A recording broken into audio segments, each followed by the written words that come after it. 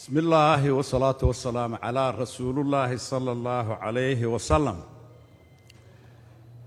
guurtida cuqaasha salaadiinta iyo ergada wariyayaasha aqoon-yahanada fadhiya iyo gudiyada labada gole waan idin salaamayaa. magacaygu waa xasan cabdi gaas. kaliya caawa anigu midh uma ka codsanayaa salaadiinta iyo guurtida wax dooranaysa. aniga waxaad igu doorataan run, waxaad igu doorataan wixii aan karayo ayaan idiin sheegayaa. waxa xaqiinna iyo xuquuqdiinna iyo carruurtiinna xaqooda waxay ku xidhan tahay sida loo soo saarayo loo raadinayo. 18 sannadood ee ugu dambeeyey waxaan raadinayay midnimo marka hore waqooyi ah, xaqooda iyo xuquuqda inay kala helaan oo xaq iyo xuquuq kala helaan. qoraal, hadal, intaba waan ku jiray.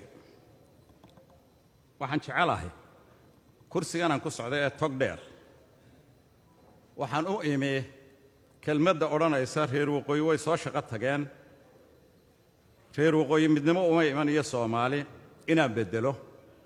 inaan u beddelo in aanu calankan wax ku leenahay, xaq iyo xuquuq dalkan ku leenahay, la leenahoo wada leenahay, hoggaamin karro, wax ka qaban karro, innagu xaqa aynu cid u daba fadhiisanayno la soo bixi karraa baan aaminsanahay. waayo dalku wuu inaga dhexeeyaa. hadday tahay federaalism iyo gobolism, waqooyi maanta isagaa u baahan in la mideeyo xaqiisa iyo xuquuqda wixii ka dhexeeyana lagu mideeyo. maamul goboleedadu waxay hoos yimaadaan halkan. waxay noqotay kursigii oo keliya anigu aan leeyahay igu doorta inaan kursigan ka soo saaro in qof leeyahay. kursigani inuu noqdo kursi gobol leeyahay, kursi uu leeyahay deegaan, kursi uu leeyahay maamul goboleed, kursi uu qaranku leeyahay. qofka kursigan ku fadhiistaa inaanu noqonin kursi shakhsigaasi leeyahay ee uu noqdo kursi ummadi leedahay.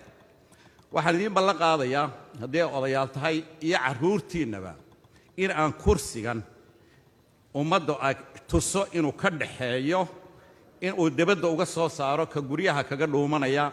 aniga intaasaa igu dooranaysaan. aad baan idin salaamayaa. asalaamu calaykum waraxmatullahi wabarakaatu.